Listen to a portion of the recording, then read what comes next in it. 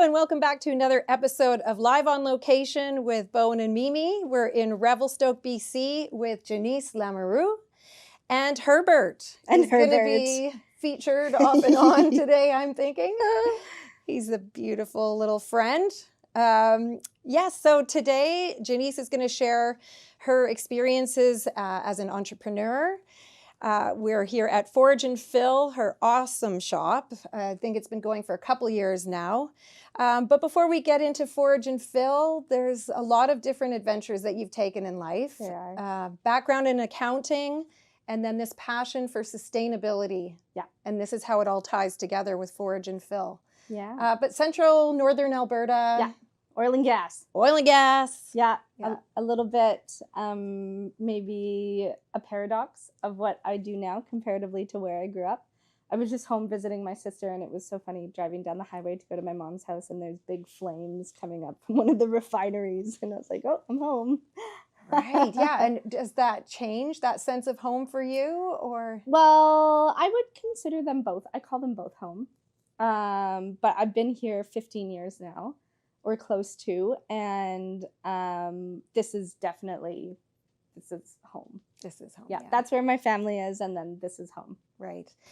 You did leave Alberta, though, to go do some traveling. I did. So my dad always encouraged me to go be a ski bum right after high school, and we always skied in southern Alberta at a mountain called Castle Mountain, and so we had a little cabin down there, and my dad said he was going to go retire down there when he was done working in oil and gas. And I was like, well, if you go, can I go? I had just graduated high school.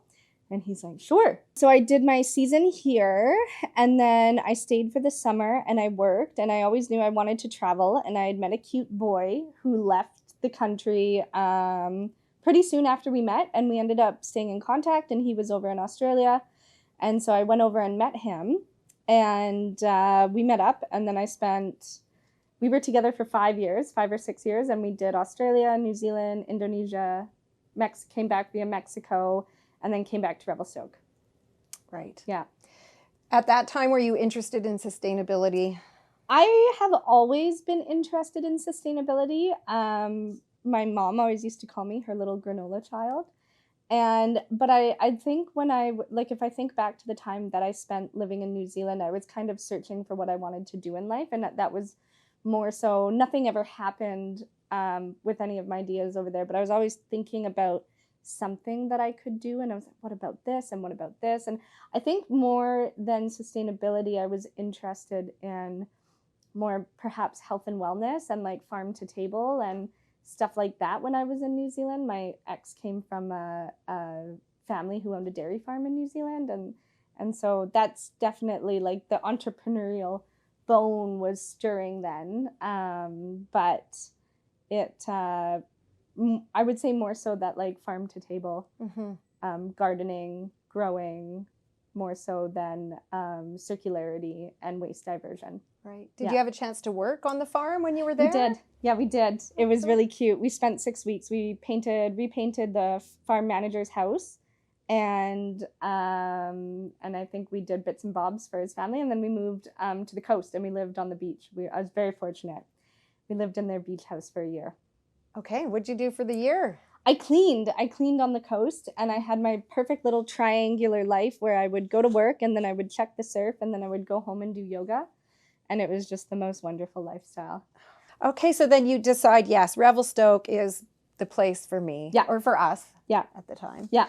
And when you arrive in Revelstoke, is it easy to just find a job somewhere and a place to live? Because I heard that it can be tricky. It used to be. Okay. Yeah, it used to be. I feel like I've lived so many lives in this town I've cleaned, I served for a long time. And finding accommodation can be really difficult now. But back in the day, even just like 10 years ago, it could just be that like, oh, I want something. And I had this conversation last night with someone. And it used to just be that, yeah, I want to shuffle down this way, and I want something with more light, and I don't want to be in Arrow Heights. I want to be in Farwell. And so you used to be able to do that, but it's just not the case anymore.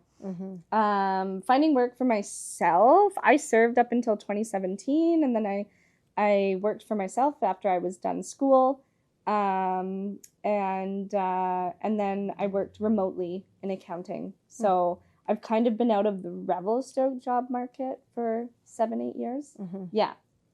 Right. Except for being self-employed. Which came together just, I was saying before, a couple years ago, really. Yeah, I just went into my 3rd year with Okay. Forage Fill. Right. And so the store opened in 2021 by the previous owner, who like laid very, very strong foundation. She's so impressive. She owns Birch and Lace. So Forage and Fill, Birch and Lace. And people always tell me how much they love the name, and I'm like, it was not me. I'm creative in a lot of ways, but I don't know if I'd ever be able to think of that. But yeah, so she had the store for a year, and then she just had her hands so full, and decided that she wanted to pass it off. And so yeah, I took over. I wanted to dip my toes and kind of see if I liked the job first, but she offered me the business before she offered me the job.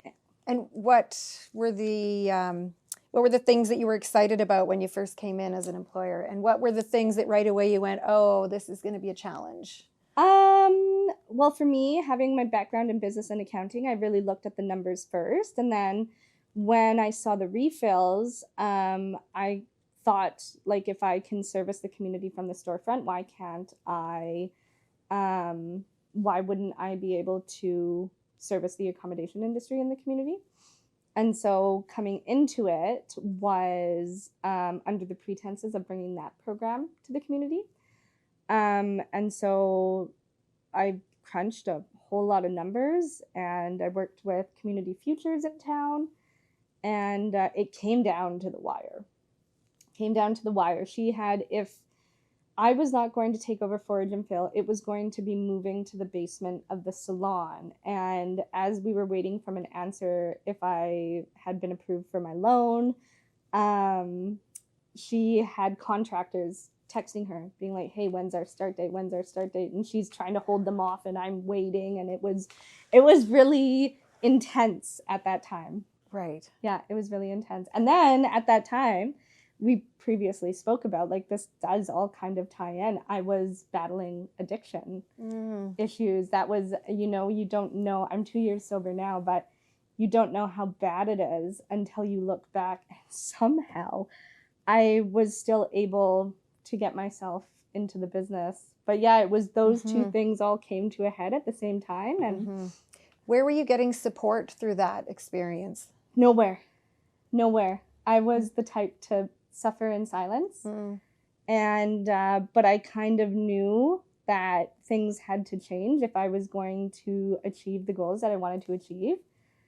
And I've always been very ambitious, and it just was a coping mechanism that wasn't serving me. And I kind of knew that in the back of my head. But at that point, addiction doesn't discriminate. It's got your claws into you. So I'm brand new with a brick and mortar store, had never dealt in any of these aspects before, and also dealing with that, which was pretty wild to have gone the last 2.5 years now with those kind of hand in hand, because my sobriety started. I took the store over in February 2023, so I started here in September. We started the process of it, and we wanted a December 31st transition or January 1st, and then having it be so last minute coming into year end, lawyers go on vacation for Christmas holidays and such, it was too much. So everything was in my name February 1st. And that was crazy too, because at that point I wasn't earning a lot of money here. And I didn't have another job. I had kind of foregone anything else to do this. And so I'm just at this crossroads of like, okay, am I going to be jobless in an increasingly expensive community, or am I going to be the new owner of Forage and Fill? So then I was approved for everything in November. But yeah, that tension was high then. And then, yeah, so took the store over in February, and then have been sober since August 2023. Well, congratulations. That's on a lot of fronts, on a very personal level, more so on that one, because that's life-changing. So did you have a moment where you sat down with yourself Yeah. and it was really in a moment, or like you talk about things all leading up to this one time, but like, does that decision to become sober happen in a moment where you just make a decision? Well, the moment happened a couple of years prior to that, actually, because I had my other business endeavor with a really, really dear friend of mine that we were working on. And I had this must have been in 2021. It's all kind of a blur now, but kind of had this thought that said to me, if you don't stop drinking, you will lose everything. And at that point, I had only been working towards Thuja, which that project ultimately led me here to Forage Fill. But it took me another, I guess, 2 years after that to really get a handle on it. Do you have a relationship now with that voice that you heard, or can you describe that experience a bit more? Well, let's. I wouldn't say I hear voices. So No, and I don't mean that at all. It's that awareness of this other part of self or non-self, or Well, I do a 12-step program, and so they kind of speak to that to kind of get in touch with some sort of a higher power, whatever that means to you. If that's nature, if that's, some people call it God, but I wouldn't say, it's something that I practice. Yeah, for sure. That guiding sort of hand. I feel like a lot of the business decisions that we make, like once you get into some sort of a flow state, that's how the refill program happened. And I'm going to kind of change the trajectory here. But I was listening to a podcast walking to work one day, and it was sustainable commerce. And I was like, that's me. And so I'm listening to it, and it was ladies on the island who had implemented a refill program for the accommodation industry. And they just divulged like quite a lot of their business model. And I'm listening to it, and I'm like, how did this happen? And I'm listening to it on the way to work as I've been working on the numbers of how to do that here. And I get to the store, and I just cold called them. And I was like, hey, I'm located in Revelstoke. I heard your podcast. This is something that I've been working to bring to the community. Would you be happy to have a call for like any tips and tricks? And they're like, we'll take you right under our wing. So that's why it's the Sustainable Circular Accommodation Program, because it's almost like an arm. We want it all. Anyone else that pops up and does that, it's and works with them. We try and work as a network. And kind of have it as one sort of known entity, I guess I could say. But that's to say that like everything kind of happened and unfolded really nicely, and things were put in front of me. Like that podcast was put in front of me, and then that spurred me to make that phone call after I had that idea. And Kathy was the little bird in my ear. So it's like, I guess I'm more so in tune with like following intuition, and like that feels right. And whilst this did come to a head in terms of timelines, it happened very organically and very naturally, and it felt very good. And so I didn't feel like I was forcing anything. It was just sort of a gift that was given to me that whilst looking back and dealing in one of the hardest times of my life. So it's pretty crazy that I ended up here.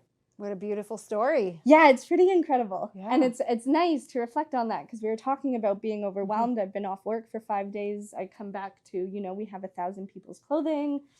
I have 3 employees. I've got a 20-gallon order going out the door today or tomorrow, whenever I get to it. So I come back and I'm like very overwhelmed. But it is like I said too, it's incredible to do this in this community and be grateful to do it. Okay, so that is a really important project you've been working on, but then you also have your in-store fillable products. Yeah. Same kinds, like house cleaning, shampoos? Yeah, so we kind of break the store into 3. We have clothing, we have retail on the shelves, and then we have refills. So refills, we do your quintessential cleaning products and body products. And then I also like to bring in, we're kind of leaning in a direction of like cosmetics. So we have our own in-house line of skincare. So I work with an award-winning cosmetic chemist. She's the one that physically makes them. I always joke to our customers that like I'll show you guys the basement after. Yeah. It's organized chaos, but no one wants me down there mixing acids. So she's the one that makes them. And she's local? She's from Calgary. Okay. Yeah. So they're done just outside Calgary, and she's incredible. And so we have those, and then we work with another brand, Harlow, out of Vancouver, and we have refillable under eye oils that are really gorgeous. We have refillable oil cleansers. We have refillable tinted moisturizer. So I like to work with companies that we bring in and say, hey, can I buy a larger volume and refill in store? So refillable leave-in conditioner, body oils, dry shampoos, so stuff that you wouldn't normally expect to refill. And then we have our retail products, which are mostly like low waste lifestyle. And then we have, deodorants, shampoo bars, etc. Yeah. And then the clothing consignment. Yes. Was that a part of Forage and Fill when you took it over as well? It was, and it was really funny because I came in really gung-ho for the refill program. That was my project. That was my brain baby. I wanted to bring that to the community, and I got that up and rolling, and then I had to switch gears, and we had a ton of clothing to go in the system. I had focused on it, but not to the degree that you see now. So I think you've tripled, more than tripled. We've more than tripled in 2 years. Wow. Yeah. So I took the store over with 300 consigners, and we now have over 1,000. Dreams for the future. Dreams for the future. Sometimes I think I would like to be able, do you know what my dream for the future is? To have a little A-frame in the woods with a big, big garden, and just to be able to tend to that. But at the same time, I wonder if I'd ever be content in just doing that. You know, I'd end up with this like tiered garden and goals, and then I'd be farming, and then I would be like going to markets and selling my produce and trying to build this empire. So I don't know if I'd actually be happy with that, because I do like working. I love doing this. And my goals right now are just to catch up, to implement these systems. I have a great team. I want to really fine tune everything that we're doing, provide a good service for our community, bring in products that we want. And just be successful and still be here in 10, 15, 20 years doing what we're doing. I'm looking forward to taking a tour of your beautiful shop. But I just want to say how much I appreciate you taking the time, because you are very busy with all these amazing projects that are very important. So thank you for your time today. And now we get to see the store. See the store. So thank you to Jenise, and we'll go for a tour. So welcome back to On Location with Bone and Mimi. We're at Forage and Fill with Jenise Lamoureux. Here we are. We're going to have a tour of this awesome shop. Yeah. I'll try and be quick because there's so much I can talk about. I have flashbacks of doing product knowledge with my staff. Take your time. We are interested in what you have here. Yeah. So this is kind of our like self-care bath side of things. So we do all of the products in here are Canadian. We do refillable cosmetics. Again, I would have tidied before. But yeah, so under eye oil on refill, we do have zero waste serum bars, refillable tinted moisturizer. We have an active ingredient skincare line on refill. And can we even talk about the packaging that it comes in? Yeah, for sure. So if we don't like to carry a lot of plastic, obviously, and we prioritize glass or at-home compostable or reusable. So you see aluminum, at-home compostable, glass. A big thing for us is bringing in products that you wouldn't necessarily think you can refill, like a tinted moisturizer, like an under eye oil. Right. But you can come back and refill them. Good. Yeah. And then, so we just carry a multitude of different products. We have, like I said, everything's Canadian. Shampoos and conditioner bars, deodorant. This is a local brand, dry shampoo on refill, leave-in conditioner on refill, oils on refill. And then are these the products you would see in the hotels or the lodges then, or not necessarily? Note the products that you see in the hotels, sorry, I'm tidying, in the hotels and the lodges are more so on this side, which again is a little bit messy right now, but so primarily mint cleaning products, which are over there, and then Oneka body products, which are here. Up here we have I always wanted pottery in the store, and but I was kind of barking up the wrong tree. I was talking to people who wholesale and did markets, and so they have their inventory that they take to these things, so I was never able to get it. But then I had a bunch of hobby potters come in, and they're like, we have an annoying amount of inventory. We don't do markets. Can we sell it here? And I was like, yes. And then this is consignment. This is our denim wall. These are all locally made. jewelry, and then all of these products can be refilled over here. And then this is just kind of like zero waste kitchen, low waste kitchen, I should say. Yeah. Which realistically, this whole store could be clothing. Yes. And is it mostly women's fashions? Predominantly women's. Our men's section is growing. We will accept men's all the time. We have to kind of cap and open and close valves. But yeah, we've got our men's section right here. And then the rest would be women's. And we kind of have it organized. Color blocked over there, shirts and sweaters, pants, dresses, tanks, skirts. What's the process if someone wants to bring in their clothes to consign with you? Yeah. So we do up to 12 seasonal items at a time. It's all automated. We use an awesome software. And then I think one thing that a lot of people, like, our pricing structure is set. So the highest we go, we research every single item that you see on this floor has been price researched. We don't price things arbitrarily or based on opinion. We research it. And we look at what the retail value or the closest we can find. And then we assess the garment. We look at wear and tear, material composition, etc. And then the highest we go is 40% of the retail value. Yeah. Okay. Yeah. Thank you for the tour. Thank you for the interview. You're welcome. Wish you all the best with all your dreams and your projects. And we'll see you again. Yeah. Yeah.